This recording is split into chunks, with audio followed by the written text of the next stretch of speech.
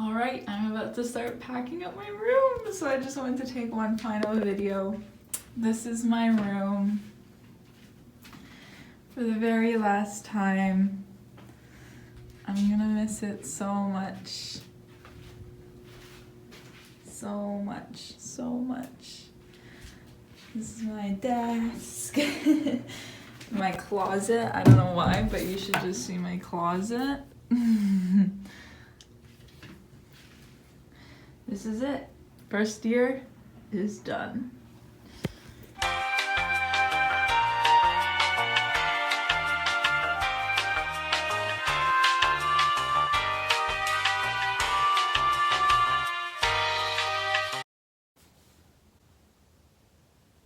Hi.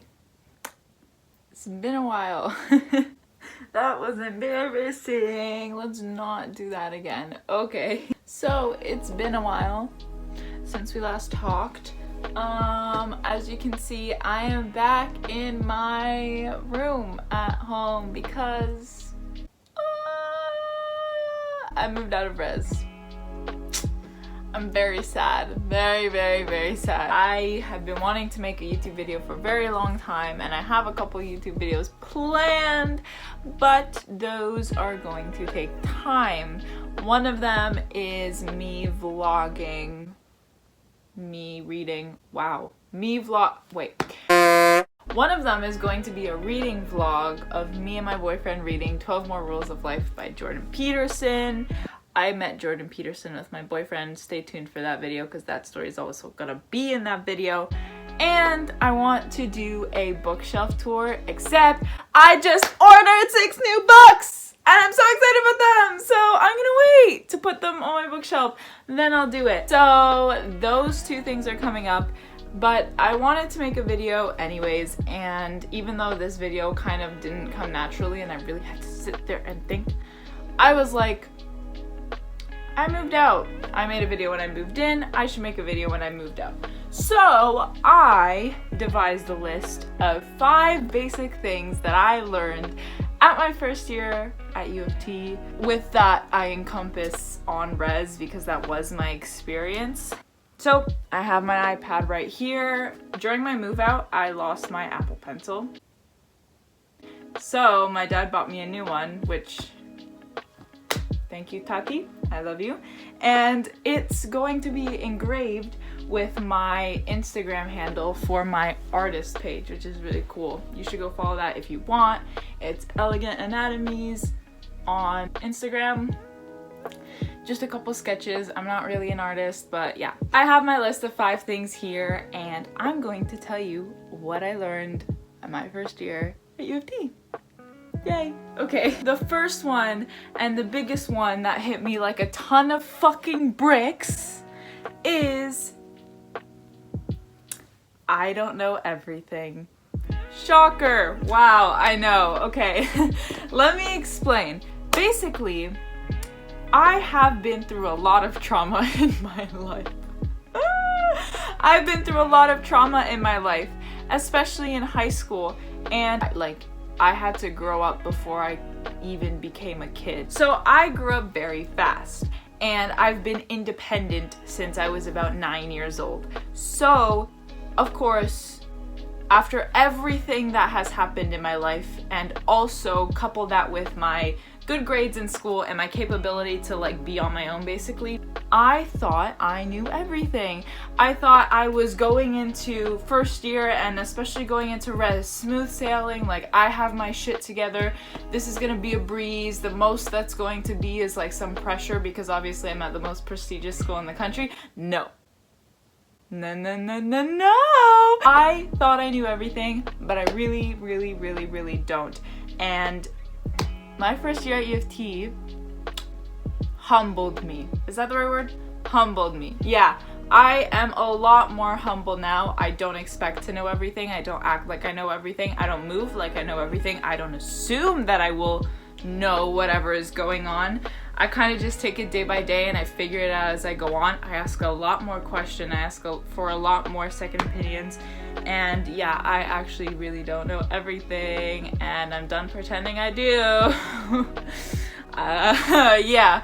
The second thing I learned was that you need to stop forcing things. Oh my god. Okay, stop forcing things. You need to stop forcing things. This one is fucking huge. Specifically when we talk about being on res, I had this picture of how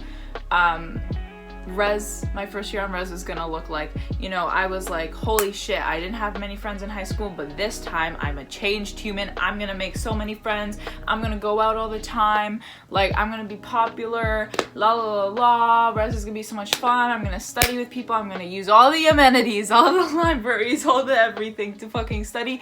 Bitch, no. For like the first 3 months on res, I tried so hard to force this like extroverted like version of myself, and to be honest, it just really didn't work, and it made me fucking miserable. Literally made me miserable, and because I was miserable, I humiliated myself in front. I humiliated myself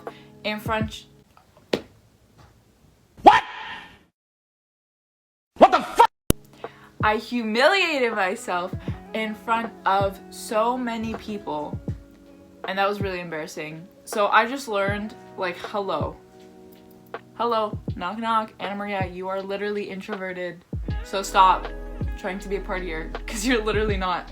So I stopped forcing that. Also, I stopped trying to convince myself that I am studious, in the sense that like I really enjoy studying and like I'm good at it. I don't know.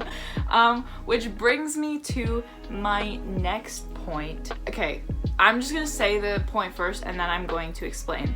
So number 3 is you're wasting just as much time freaking out that you didn't do your work as you are staring at your computer in tears. I don't even know if that really made sense. But okay, so basically, adding on to my last point, there were a bunch of days where I just wasn't doing well and I couldn't function no matter how hard I tried. Like, I'd stare at my fucking readings and be like, yeah. Or like I'd try to write an essay, I didn't have any ideas, whatever, and I'd just stare at my computer and cry. Right? Then I'd call my dad, who's like my best friend, and be like, I don't know what to do. I'm gonna fail this course. Blah, blah, blah. And he'd be like, Anna, you are human. You can just not do work for today and do it again tomorrow. Like, you are literally wasting your time crying right now. Do something with your life. And then I'd be like, fine. And then I'd hang up and I'd go and I'd stare at the ceiling and be like, I'm such a waste of space. The fact that I'm like literally slacking on work and blah, blah, blah. And then 2 months into semester 2, 2 months, that means 2 months before the end of the year, I fucking figured out that it is literally a waste of time trying to force it. It's a waste of time trying to force being studious as much as it is a waste of time freaking out that you're not. So like, I wasted so much time pressuring myself to do work and then wondered why nothing ever came out of my fucking noggin. And then I freak out that nothing came out of my noggin, and then I just make myself miserable. Like, I got to this in-between point where I accepted that I just wasn't going to be studious that day, but I'd still freak out about it. So I'd waste that entire day not doing any work, but also not doing anything to make myself comfortable. Like, I'm not even going to say happy, just comfortable. I wasted so much time. People need to realize, if you spend like a fucking Sunday in bed because you're just not feeling it, that's not a waste of time. That is a reset. Like, or, you know, like, you're I can't even. What I'm trying to say is, 1, don't force things that just aren't you, or just aren't gonna benefit you, or you just don't naturally feel. And also, don't waste your time. Like, you are human. You are not going to be 100% productive every single second of every single fucking day of every single year. So by that standard, every day that you are not productive, actually do something with your time that makes you happy so that you are productive. It's all about balance, you know? Like, my boyfriend, you should follow him right here. He just posted a video called Wasting Time, or Stop Wasting Time. Baby, don't get mad at me for that. I don't remember the thing, but I remember, and Anyway, you can go watch it. I'm not gonna talk about it. What I'm trying to say is there needs to be a balance for everything. As much as you are doing your things that are productive, healthy, whatever, you also need to like go play a game of Valorant, because if you don't, you're gonna hate your life this way. And if you don't do any of this healthy stuff, then you're just gonna play Valorant for the rest of your life. So it's all about balance. But my point is, stop forcing things. Just go with the flow, bro. Okay? Number 4. This one is fucking huge. Huge. Huge. Absolutely huge. Good habits are not supposed to come naturally. I'm just gonna... Yep, you heard that right. Good habits are not supposed to come naturally. Are you being serious? Listen to me. You'll start this good new habit. Let's just say, I don't even want to say working out, because that one's different. Like, even I struggle with that one. Let's just say going for a walk a day, right? So we're in quarantine. A lot of people stay inside. Going for a walk is healthy anyways, but going for a walk, especially during quarantine, is fundamental to your survival, okay? It just fucking is, especially if you're a student at uoft. Going on a walk every day for like 30 minutes sounds easy, but there are fucking days where you just don't feel like it. And that might be because you're in a flow state while you're working. It might be because you want to do something else instead. It might be because you're sleepy and you just can't be bothered. I don't know why, but you're just not feeling it, okay? There is a difference between not forcing things that will hurt you and making yourself do things even if you don't like them. Okay, there were many days where I did not want to go on a walk, but I forced myself to do them because I realized that good habits do not come naturally. I feel like people think that once you get in a good habit, you're gonna be all happy and you're gonna love doing it and it's gonna come naturally to you and blah blah blah blah. No, it's not coming naturally to you. It just makes you feel better after the fact. And sometimes that might even mean the only reason why you feel better is because you didn't slack. There are days where you just can't. There is nothing that anyone can say that will make you want to work out that day, right? And on those days, I would bail. I'd just cancel my plan to work out. And then at the very last minute, I'd be like, you know what? Fuck it. Let me just do it. And I didn't feel very, you know when you have a good workout and you're like, oh, yes. On those days, that never happened. But when I was in my bed that night and I was thinking about everything that I did, I'd be like, I worked out, didn't I? I didn't slack. Holy shit, that's great. I don't even care if I didn't do my full workout. I don't even care if I didn't feel great after. The fact that I did it shows my perseverance. What I'm trying to say is a lot of good habits that people say you should do for your health and that will make you feel better, like make your mental state better, make your body feel physically better, make your productivity level better, la la la la la. Right? Just because they'll make something better doesn't mean you're going to feel better. 9 times out of 10, some days you won't feel the benefits of what you're doing, and the only satisfaction you'll have is from knowing that you forced yourself to do it. And so that brings me to my point of good habits are not supposed to be natural. You're not supposed to be naturally inclined to go on a walk. You're not supposed to be naturally inclined to read a chapter of a book. I love reading, but some days I just don't want to read. But the fact that I stayed reading is what is really important. So just because you don't feel like it, that's not a fucking excuse. It just isn't. Like, fucking get up and do it, okay? I'm telling you, you're gonna feel so much better having the shittiest workout of your life, but just knowing that you got up to do it, than you are just not working out that day. I promise. I literally promise. Hi there, it's Anna in post. I just finished editing the video and it is quite long already, but there is something in my head telling me that I can't post this video without bringing up this point. So along with the fact that you should force yourself to make good habits, when setting those goals for yourself, Jordan Peterson talks about this as aiming low enough so that it is an achievable goal. But the way it stuck for me was when my mom and I were talking one day at the table, and we were talking about how we want to go on walks, but every time we say we're going to go on a walk in the morning, we never fucking do it. Like, I had went to her and I was like, are we going on a walk tomorrow? And she was like, you can go on a walk in the morning, but I'm not coming. Like, I'm not even going to set those standards for myself. I know that I'm not going to go in the morning. I'm more likely to go around 6 p.m. So if you want to go on a walk with me at 6 p.m., fine. If you're going to try again tomorrow and fail, that's up to you. And it literally hit me that you just have to be realistic about things. I know that like all of us want to be able to say that we work out in the morning, but the chances of us working out in the morning are slim to none. You look better working out in the evening than pretending you're going to work out in the morning and then not working out. Or like for me in school, I would say like, okay, at 8 a.m. I'm getting up and I'm studying. Obviously, I'm not fucking waking up at 8 a.m. So I set better standards for myself. I was like, all right, maybe by 1, I should be working on stuff. And I was more likely to achieve that goal, which in turn made me feel better about myself, than the 8 a.m. mark.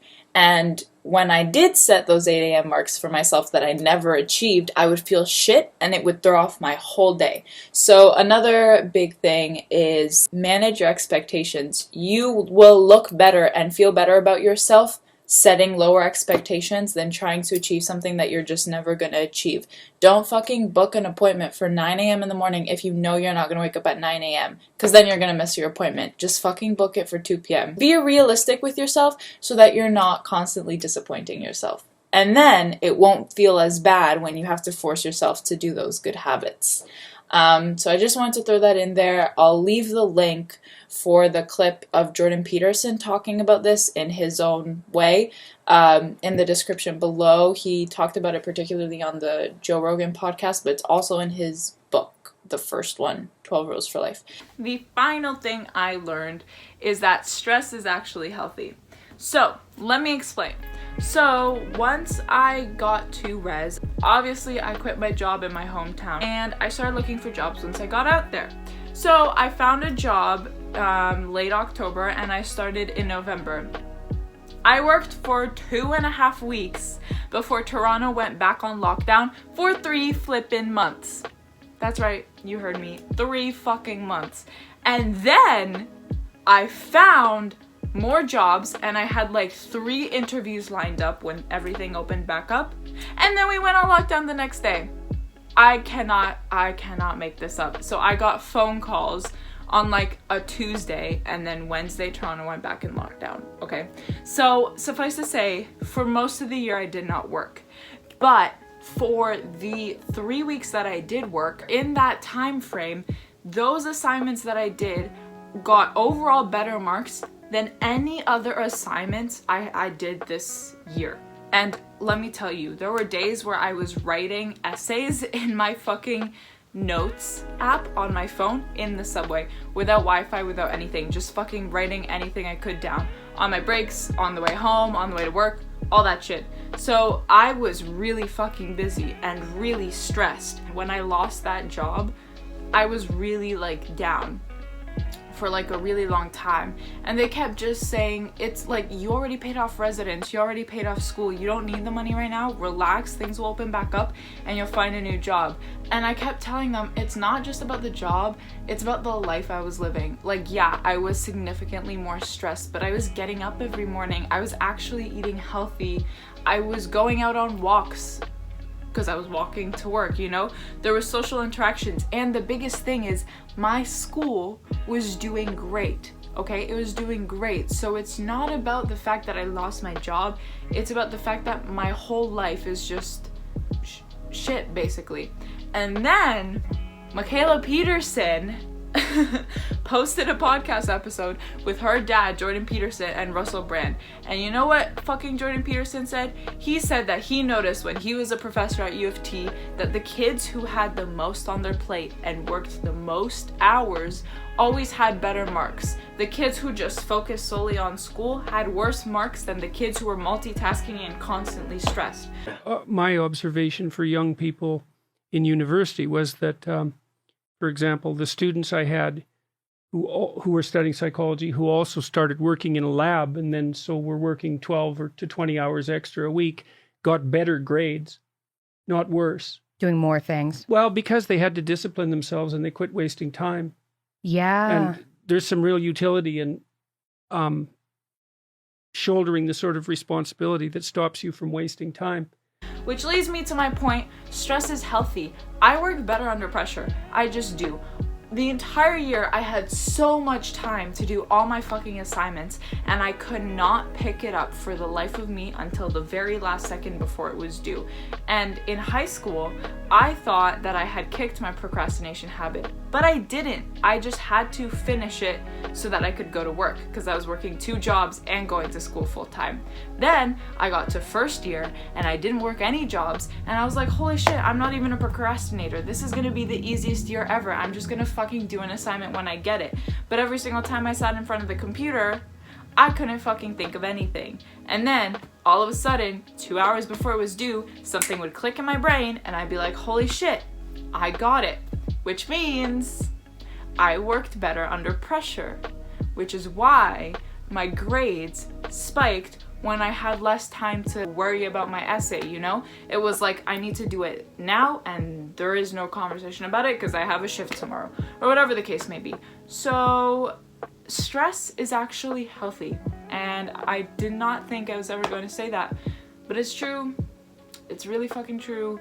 My life and my mental health and my physical health and my overall mood was better when I was stressed because I had so much to do between work and school than when I had all the free time in the world to do whatever I wanted. So that's my first year at U of T. It made me appreciate things a lot more. I'm not gonna lie. I appreciate myself a lot more, I think, in the sense that I notice the little things about myself and I notice what I like, and I'm more willing to put time and effort into the things I like. And I'm just more accepting of myself. Like I said at the beginning of the video, I really forced myself to be an extrovert for most of the year. Not most of the year, the beginning of the year. And I hated it. And I just realized, you know what? Fuck it.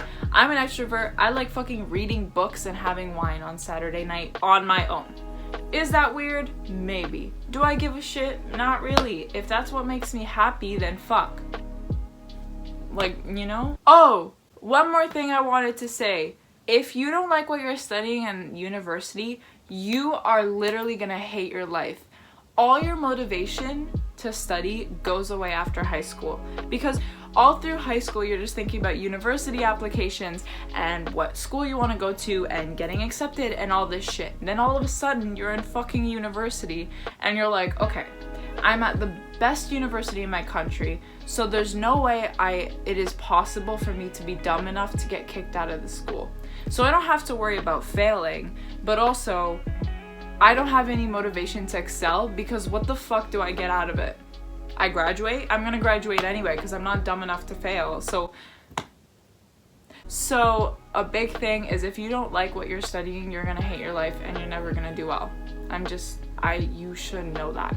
You should know that. Your motivation in university goes way the fuck down, and you have to motivate yourself or else nothing's ever gonna get done. Also, if you go to U of T, take first year seminars. I thought they were gonna be stupid, but they literally saved my life. They were the best classes every single semester. There's no exams and they're really easy. So take them, okay? All right, cool. I hope that you liked this video. I just felt the need to talk to a camera and put out a video because I haven't in a really long time. I'm sorry if this video is really shit. Reading vlog coming soon. Bookshelf tour coming soon. If you have any video ideas, comment them down below, because I feel like that's why I'm not very consistent, because I just don't know what to like talk about, because I feel like all the shit I talk about is boring to people.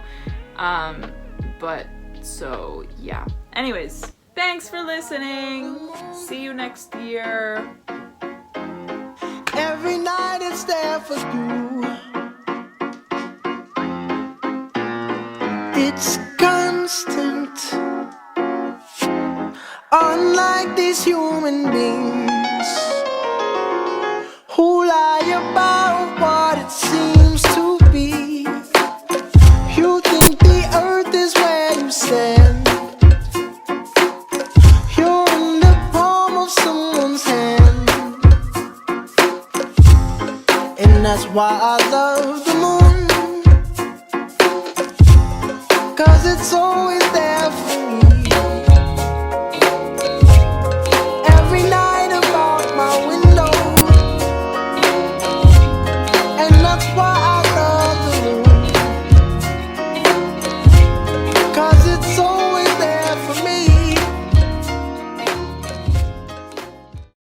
I just want to say, a week ago, I thought I was gonna die. And now, I'm all caught up in schoolwork, and I'm so happy. And I'm just here to say, if you think you can't make it, you can. Just fucking cry it out and then get to work.